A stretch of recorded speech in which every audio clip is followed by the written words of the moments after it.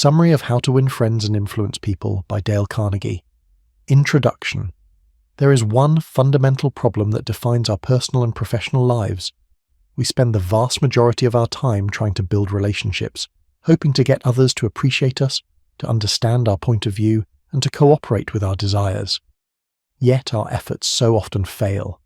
We instinctively resort to criticism, condemnation, and complaint, but this approach is futile.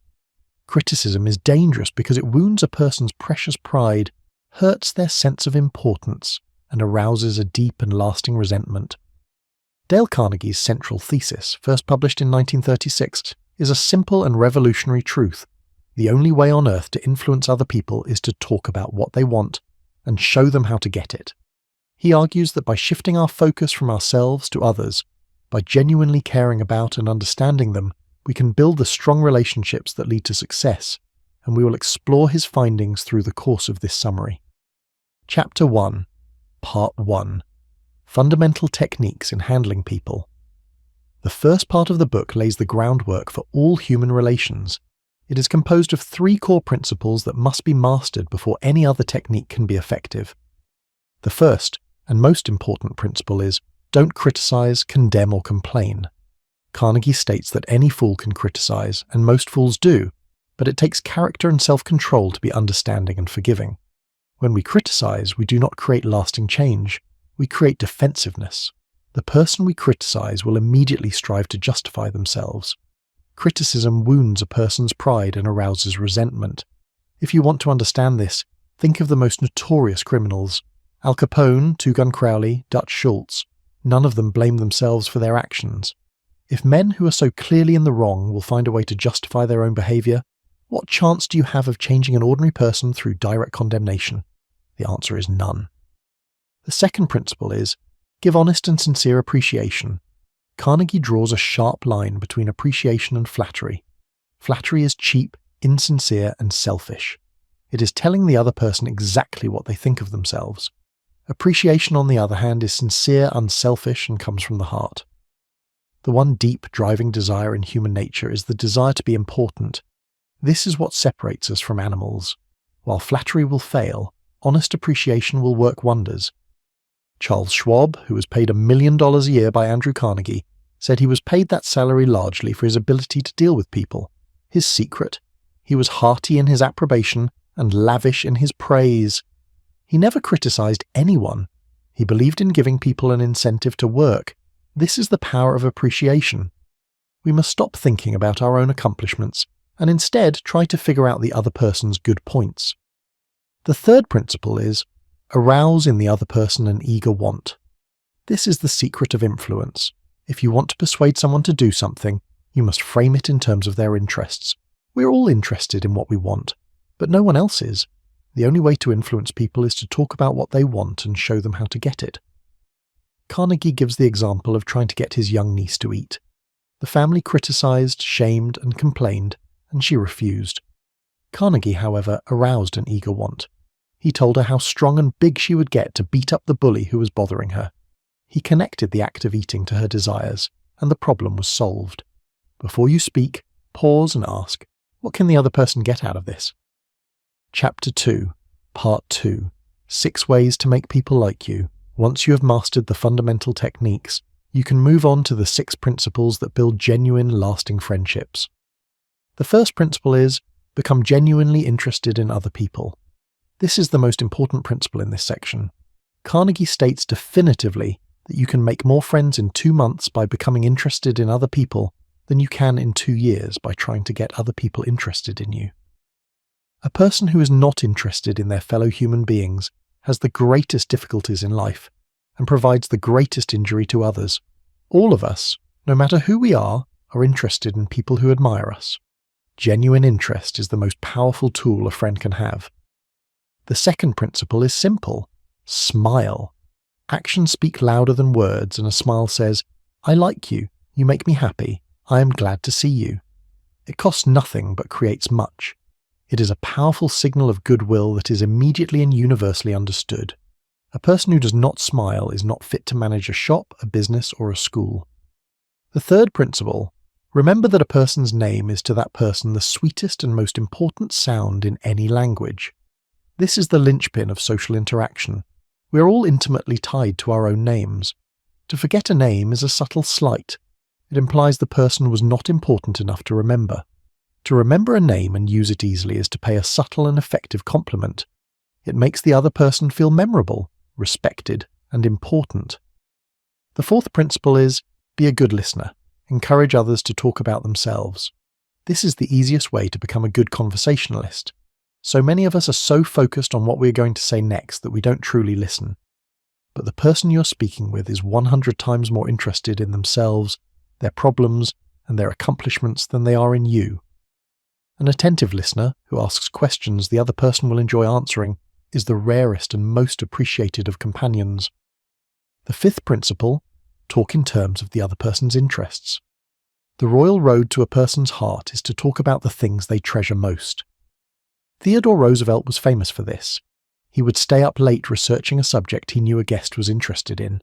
He knew that this was not just about sharing knowledge, it was about showing respect for that person's world. The sixth principle, make the other person feel important and do it sincerely. This is the golden rule in action. Do unto others as you would have others do unto you. Find something in the other person to honestly admire. Every person you meet feels they are superior to you in some way, and a sure way to their heart is to let them know, in some subtle way, that you recognize their importance. Chapter 3, Part 3, How to Win People to Your Way of Thinking. This section provides 12 principles for influencing others and persuading them to your point of view without causing resentment. The first principle is, the only way to get the best of an argument is to avoid it. You cannot win an argument. If you lose it, you lose it.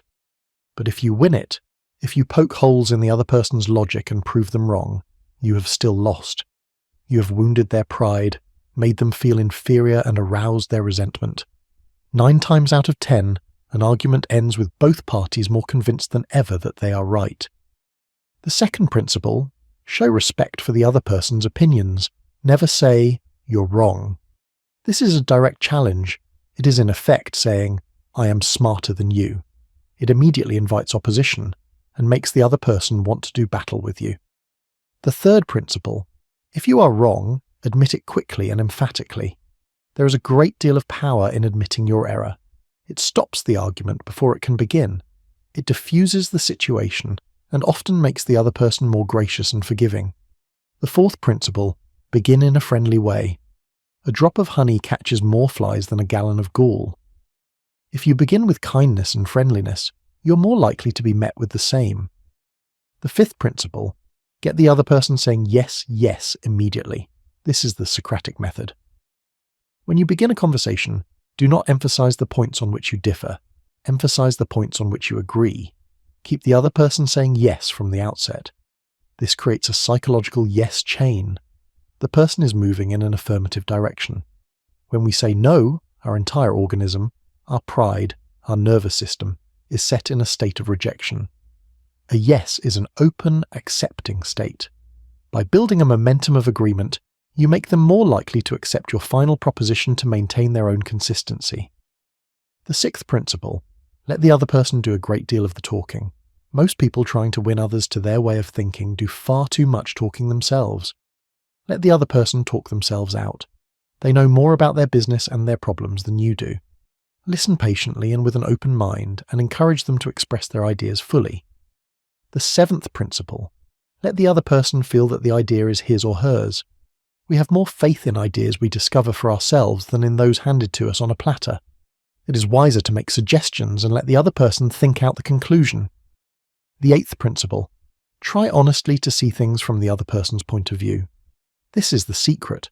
Success in dealing with people depends on a sympathetic grasp of the other person's viewpoint. The ninth principle, be sympathetic with the other person's ideas and desires. This is the phrase that stops all arguments. I don't blame you one iota for feeling as you do. If I were you, I would undoubtedly feel just as you do. The 10th principle, appeal to the nobler motives.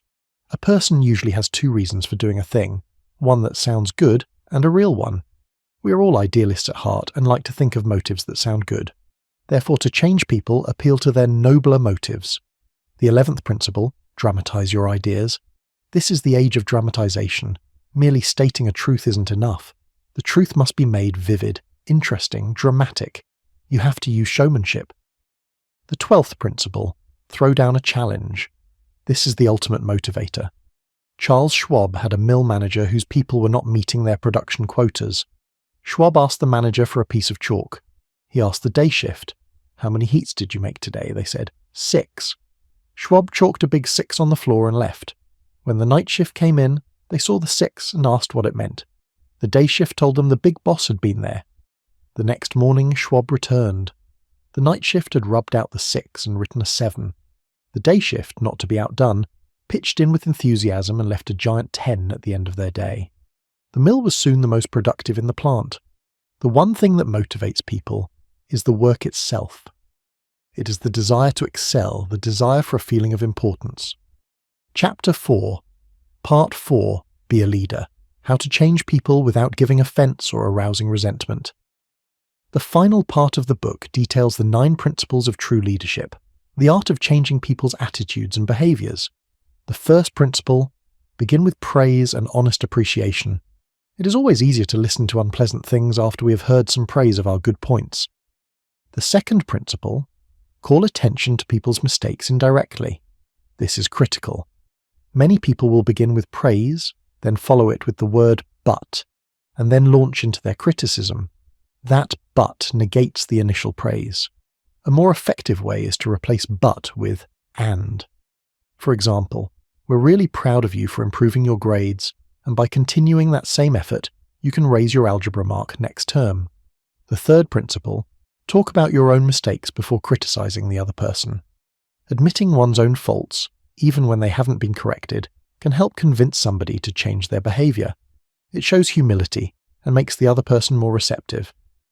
The fourth principle, ask questions instead of giving direct orders.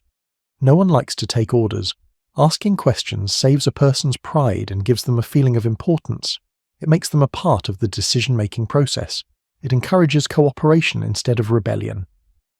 The fifth principle, let the other person save face. This is a vital yet often overlooked principle.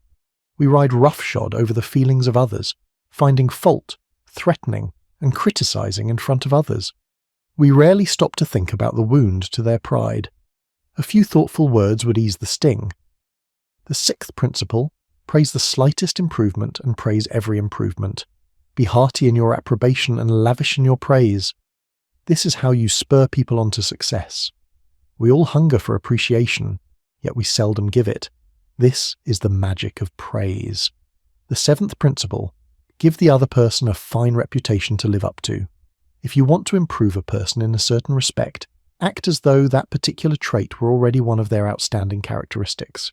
Give them a fine reputation, and they will make a strenuous effort to live up to it rather than see you be disillusioned. The eighth principle, use encouragement. Make the fault seem easy to correct. If you tell someone they're stupid or bad at something, you destroy their incentive to improve. But if you use encouragement, make the fault seem easy to correct, and let them know you have faith in their ability to improve. They will practice to excel. The ninth principle, make the other person happy about doing the thing you suggest. A true leader will always do this by appealing to the other person's self-interest. Frame the benefit in their terms, give them a new title, or show them how the task aligns with their own desires. Final summary, How to Win Friends and Influence People is a timeless guide built on one central philosophy. To change others, you must first change yourself. Its principles are not a set of tricks for manipulation, but a roadmap for personal self-determination. By shifting your focus from yourself to others, you gain the power to build genuine, lasting relationships. You have the power to stop criticizing and instead offer sincere appreciation. You have the self-control to listen patiently, to respect others' opinions, and to see the world from their point of view, ultimately empowering you to become a more effective, influential, and successful human being.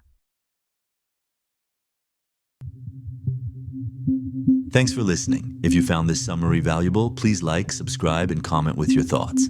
To support the channel, all links are in the description.